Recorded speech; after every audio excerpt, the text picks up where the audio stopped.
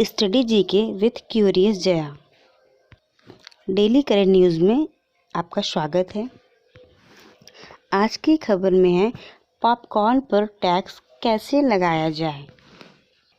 GST परिषद द्वारा popcorn पर कर लगाने का निर्णय चीनी या मसाले की मात्रा के आधार पर अलग अलग कर लगाने पर विपक्ष ने आलोचना की है। आपको बता दें कि जीएसटी परिषद की बैठक वित्त मंत्री की अध्यक्षता में हुई है। प्रेजेंट टाइम में वित्त मंत्री कौन है, इसका आंसर आप मुझे कमेंट बॉक्स में बताइएगा।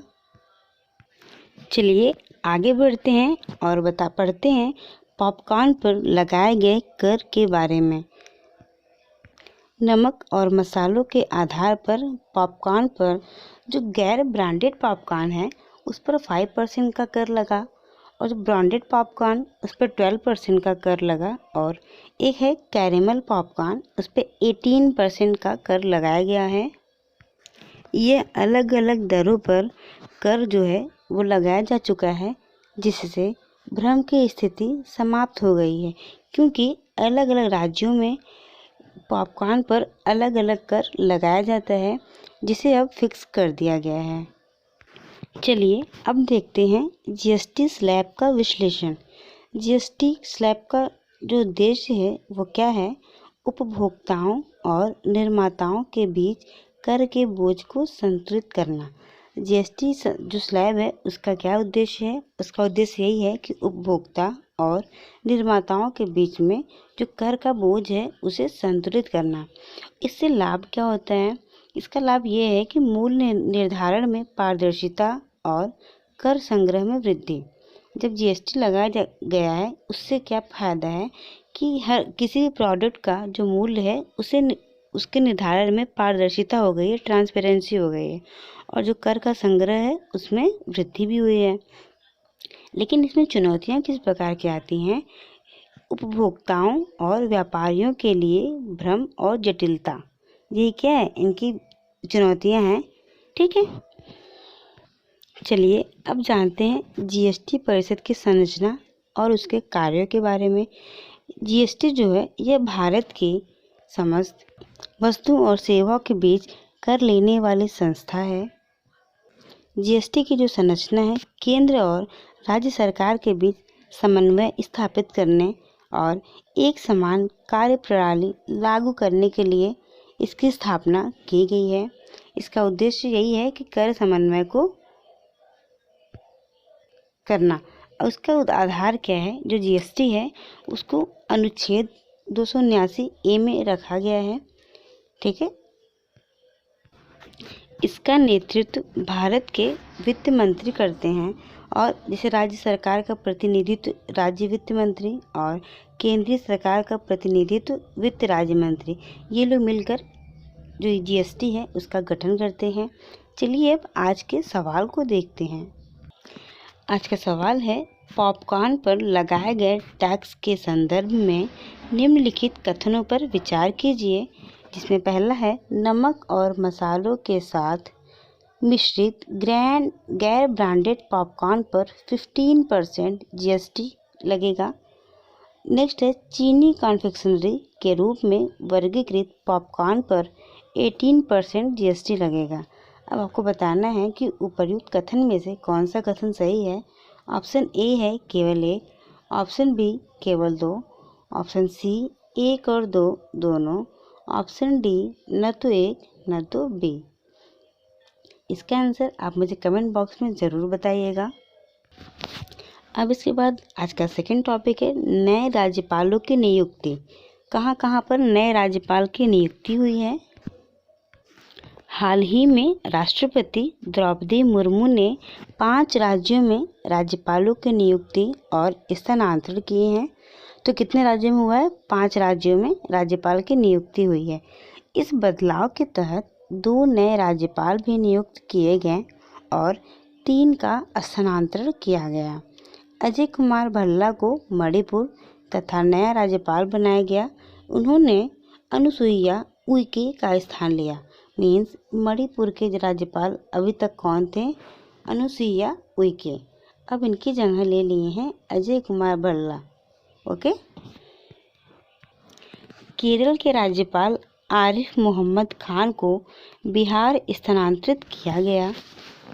अब आते हैं हरि बाबू कंभनपाटी, इनको उड़ीसा स्थानांतरित किया गया। नेक्स्ट बता दें हम कि उनके स्थान पर जनरल डॉक्टर विजय कुमार सिंह को मिजोरम का राज्यपाल नियुक्त किया गया। तो मिजोरम का राज्यपाल कौन है? डॉक्टर विजय कुमार सिंह। लास्ट में क्या है, साथ ही बिहार के राज्यपाल राजेंद्र विश्वनाथ अर्लेकर को केरल स्थानांतरित किया गया। ये देखिए यहाँ पर स्थानांतरण बताया गया है कि कौन से राज्यपाल का स्थानांतरण कहाँ पर किया गया है। राज्य के जो संवैधानिक प्रमुख के रूप में कार्य करते हैं वो कौन होता है? राज्यपाल। विधायिका के कामकाज की देखरेख, विधानसभा को भंग करना, विसर्जित करना और राज्य में संविधान का पालन सुनिश्चित करना, ये सारे जो वर्ग है वो किसकी जिम्मेदारी है? राज्यपाल की। राज्यपाल क्या करता है? राज्य का कार्यकारी प्रमुख होता है। राज्यपाल का कार्यकाल कनाडाई मॉडल से अनुकूलित किया गया है। भारतीय संविधान के अनुच्छेद 153 में राज्यपाल पद का उल्लेख है। भारतीय संविधान के अनुच्छेद 155 के तहत राज्यपाल की नियुक्ति राष्ट्रपति द्वारा की जाती है। राज्यपाल की नियुक्ति राष्ट्रपति के मुहर लगे आज्ञा पत्र के माध्यम में होती है। अनुच्छेद 156 के अनुसार राज्यपाल का जो कार्यकाल होता है वो 5 वर्ष का होता है, लेकिन राष्ट्रपति के संतोष के आधार पर कार्यकाल समाप्त भी किया जा सकता है। ओके, तो याद रखिएगा कि जो भारत के संविधान का जो अनुच्छेद 153 है उसी में राज्यपाल के पद का उल्लेख किया गया है। ओके, और दूसरा पॉइंट ये इम्पोर्टेंट है कि अनुच्छेद 155 के तहत जो राज्यपाल है उसकी नियुक्ति किसके द्वारा होती है? राष्ट्रपति के द्वारा होती है। अब इस टॉपिक पर प्रश्न को देखते हैं। राज्यपाल की नियुक्ति किसके द्वारा की जाती है? ऑप्शन ए प्रधानमंत्री, ऑप्शन बी राष्ट्रपति, ऑप्शन सी राज्य की विधानसभा, ऑप्शन डी इनमें से कोई नहीं। इसका आंसर आप मुझे कमेंट बॉक्स में ज़रूर बताइएगा कि राज्यपाल की नियुक्ति कौन करता है। आज का थर्ड टॉपिक है इसरो लॉन्च करेगा स्पेसएक्स मिशन। इसरो ने की मिशन स्पेसएक्स को लॉन्च करने की घोषणा। मीन्स अभी ये मिशन लॉन्च नहीं हुआ है, लेकिन इसकी घोषणा इसरो ने कर दी है और उस मिशन का क्या नाम है? स्पेसएक्स। इस मिशन में अंतरिक्ष में डॉकिंग का प्रदर्शन करने के लिए 2 छोटे उपग्रह को लॉन्च किया जाएगा। ओके, कितने उपग्रह को? 2 छोटे उपग्रह को लॉन्च किया जाएगा जिससे वो अंतरिक्ष में डॉकिंग को प्रदर्शन कर सके। उसके बाद डॉकिंग के अंतर्गत 2 उपग्रह को एक साथ रखा जाता है और फिर उन्हें अंतरिक्ष में छोड़ा जाता है। यह प्रक्रिया उन मिशन के लिए ज़रूरी है जिन्हें अंतरिक्ष एजेंसी भविष्य में हासिल करना चाहती है। ओके, अब आगे देखते हैं स्पेसएक्स का पूरा नाम क्या है? Space docking experiment.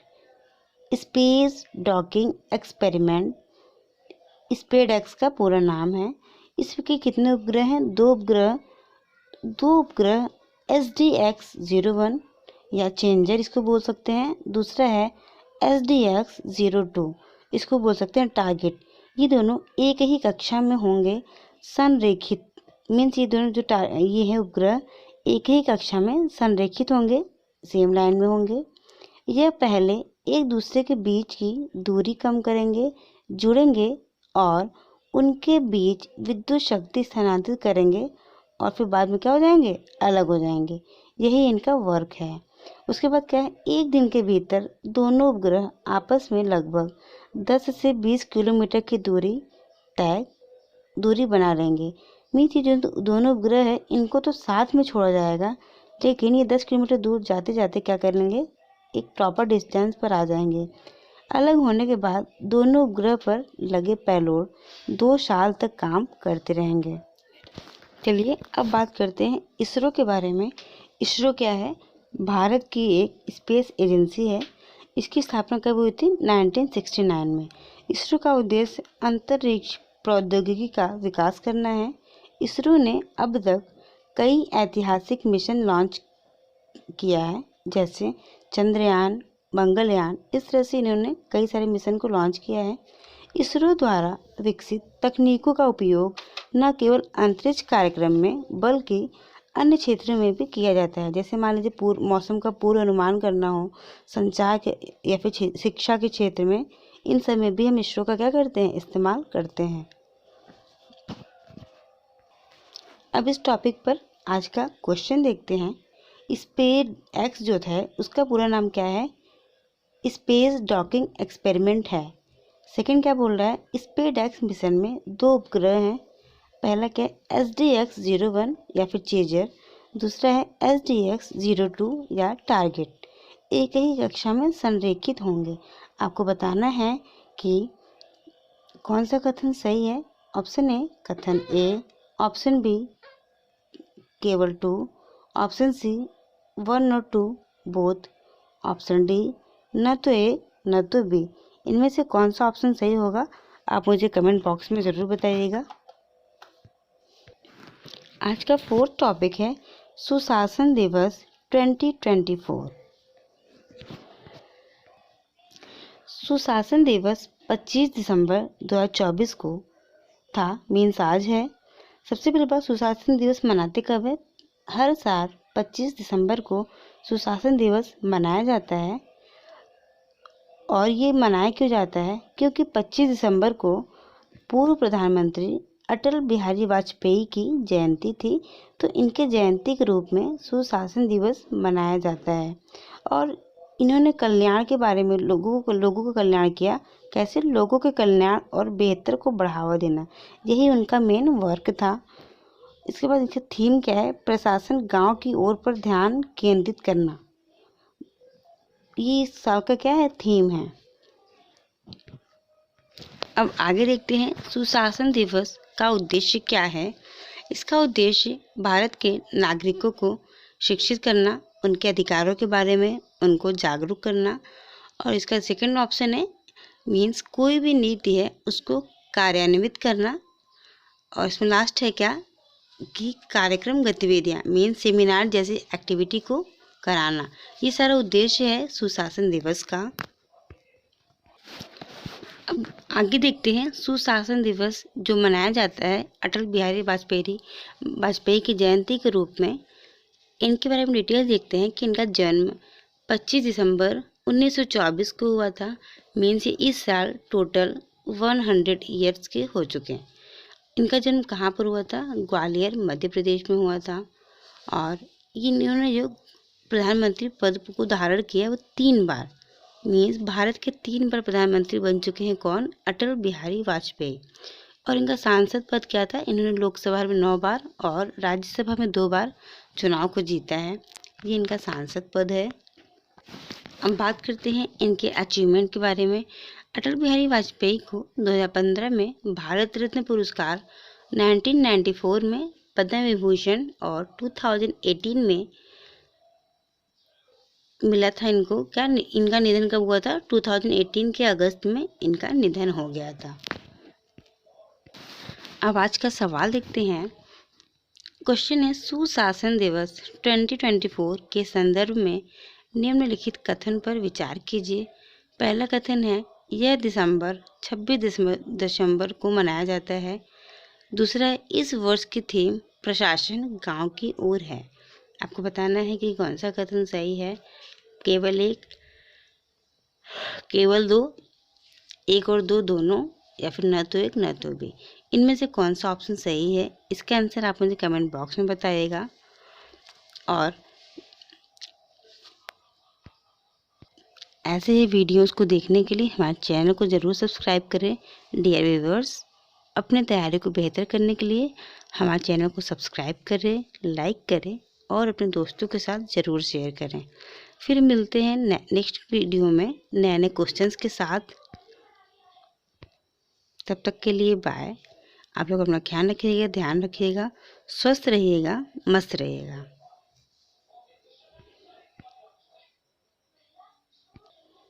अगेन